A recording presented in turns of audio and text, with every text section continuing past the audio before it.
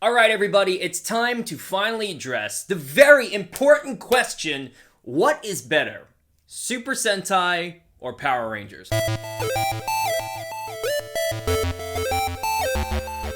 What's up everybody, my name is Robbie, you're watching Geek Level Asian, let's get through all of this stuff. Thank you for joining me, I do appreciate it, and today we're going to be talking about Super Sentai and Power Rangers, whether which one's better or which one you prefer. I'm going to be talking about pros and cons of both of them, and then we'll get, I guess closer to the end, we'll kind of talk about maybe, I guess what I think. And before I move forward, don't forget to like and subscribe. It helps the algorithm. It helps share this video to Super Sentai and Power Ranger fans like you. It helps them see it. Also, I'm giving away my Funko Pop Ultra Zord at 5,000 subscribers, and guys, we are almost there. So, first let's talk about Super Sentai, because I mentioned that first, and that's really the only reason why we're going to talk about it first. So, this is what I think are the pros, the things that I like about Super Sentai. First of all, first and foremost, it is the original content. It's the original story, it's the original footage.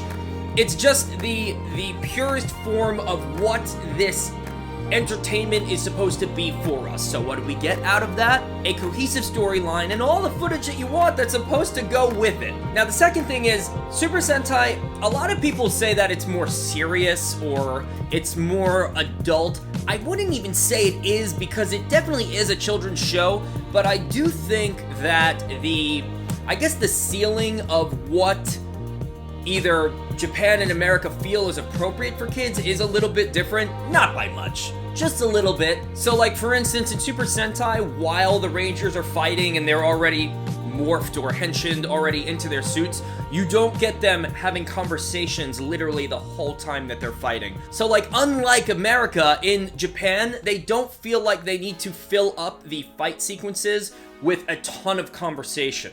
They aren't speaking and talking about how epic everything is while they're fighting. It's literally just fighting. Like fighting would probably be. In America, I don't know why they started doing this. I have a feeling I know why, and it's because America has a problem with children watching violence, which, you know, for very young kids, yeah, they probably shouldn't be watching violence. But, like, in my opinion, it's like, you think kids aren't watching CW The Flash and aren't watching, like, Arrowverse and things like that? So the third one, this might be specific for people who are into anime, but the entire, you know, the sense of humor and a lot of the, like, the comedy and even some of the other different types of tropes in Super Sentai are very similar to anime. So if you like anime, you most likely like Super Sentai. So now one of the biggest pros of Super Sentai are the henshins, or in America, the morphs. They are usually better, especially during special occasions. Like, for anyone who's a Power Rangers fan who isn't into Super Sentai, you may not know this, but in every last henshin or morph in the series, in Super Sentai, they always do something special, and those are really cool, and I love those. And in movies, like for instance, the one that I'm thinking of off the top of my head is Shinkenger vs. Go-Onger. That henshin is actually my favorite henshin, I think, in anything. So now let me go into why you may not like Super Sentai. One, there's a lot of people that really don't like reading subtitles. And I get it. You know, there are some times, especially if I'm like doing something else, if I'm, like maybe I'm doing the dishes or I'm getting some work done and I just want something playing in the background, Super Sentai is not gonna work because it is in Japanese. So I could totally understand that. But in all honesty, sub over dub any day of the week. The second one you might see is a con, which is not really, I mean, it's not the show's fault, but it's not incredibly available, you know? And that's like licensing, that's the companies who, I mean, you know, Hasbro has a little bit of something to do with that at the current time, but you know, it's not really readily available to us, so it is obviously harder for us to see and to get into if you want to. You can watch some of it online.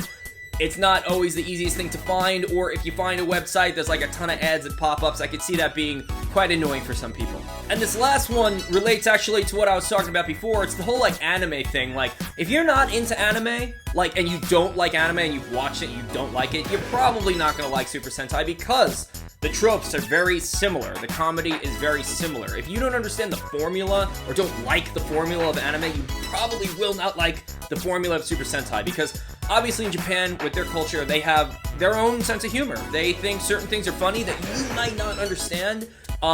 that makes it sound mean. It's not that you're not intelligent enough to get it. It's just like you don't relate to that sense of humor. I could totally understand feeling distance from that. Like, I'll give you an example. I have a lot of friends who don't watch anime, and I like try to get them into it, like everybody does. I try to get them into anime, and like we watch it, and then they like ask me a bunch of questions, like, I don't get why they're doing this, or I don't get why that little sweat thing pops up by his head, or why does his face turn into this?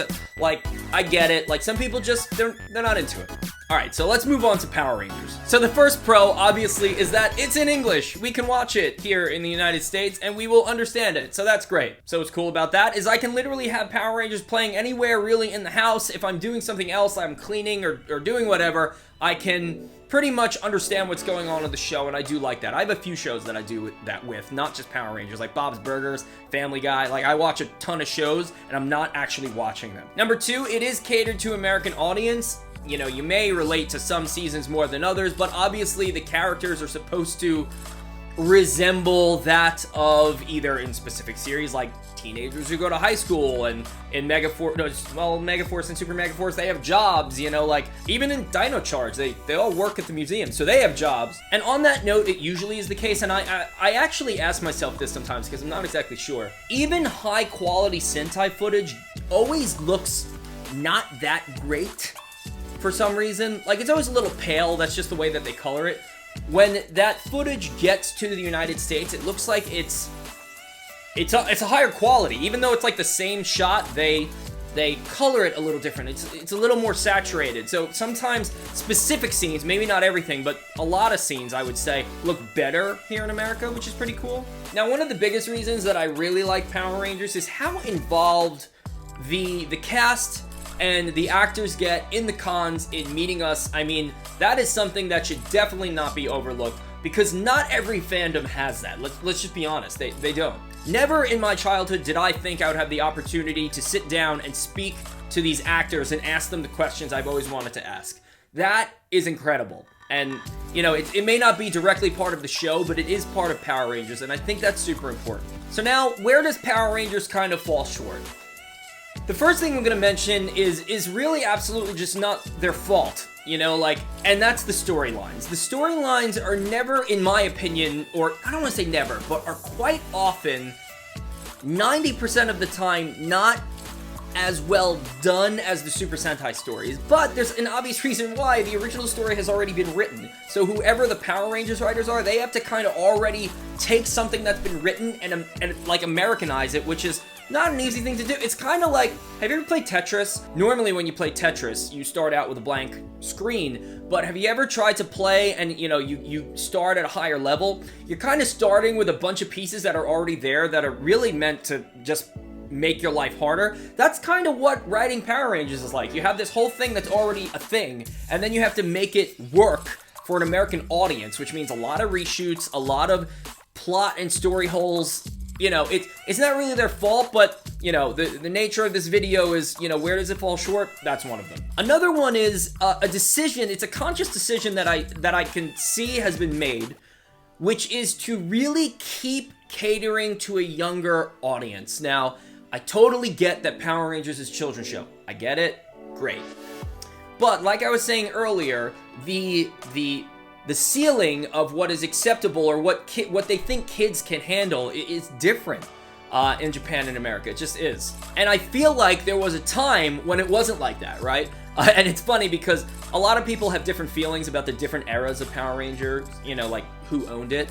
But by the time we got to like RPM, and RPM is known as one of the grittier series, it seemed like they were going in a direction where they were like, well, we could still make it a kid's show, but we still have a lot of fans, or there still are fans who are growing up with the show, so let's keep that going. I feel like now that this is completely not the case, and to prove that, kind of, and I spoke about this in one of my earlier videos, maybe like last week or a week or two ago, I watched an interview where he's either the writer or the director. He's talking about, you know, like writing Power Rangers and directing Power Rangers, whatever he does. And he basically says, Power Rangers is a children's show, and it always will basically be a children's show, and that's all they care about. If legacy fans happen to like it, that's a plus. but they're really not focusing on that. And that's their decision, that's fine, whatever. But in my opinion, because I am a man in my 30s, I do wish that they would do both, because you absolutely can. And again, I'll also make the same relation that I did in my last videos.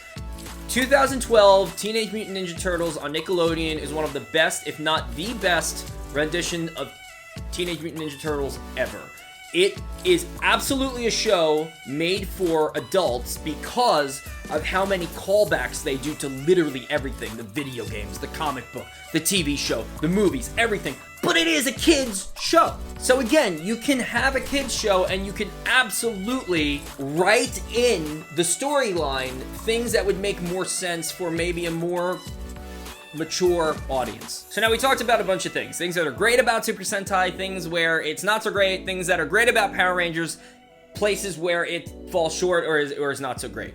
So now what do I think? So now my answer is not as definitive as you would probably think, but I do lean one way more than the other, so let me explain. It's obviously subjective, right? My opinion is not going to be the same as someone else's. I'm sure that someone who maybe doesn't agree with me completely could give me a lot of points that I probably agree with. So, again, it's subjective from person to person. The second thing is, it really depends on the season. Because certain seasons, forget the divide between Japan and America. Let's just think of Japan. There are definitely seasons that are better than others, right? And in Power Rangers, there's definitely seasons that are better than others, right? So, it really depends. I'm usually the person who says, if the source material is not good, then the Power Ranger season can't be good, right? Because, like, trash in is trash out.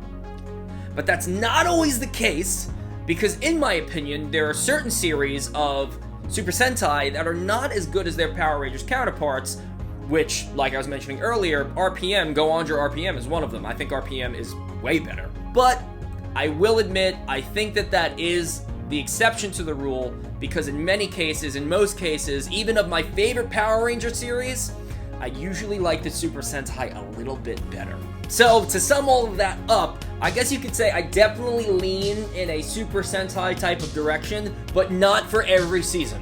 So now that's my answer, and again, it's subjective, that's me. What's your answer? What do you like better? Which way do you lean, or what do you definitively like better? Leave all those answers in the comments. I'd love to see the difference of what you guys like better. And also give the why. Tell me why. Is it for nostalgic reasons? Is it, I don't like Super Sentai because I can't get past the subtitle? Let me know. So don't forget to subscribe to the channel, everybody. If you like this video and you want to watch more of them, you could also follow me on all of the social media networks. I'm trying to focus more on TikTok because that seems to be like the social media network to be on. So check me out on there as well. I don't really have a lot, but I'm planning on posting more. So everyone, be good and may the power protect you.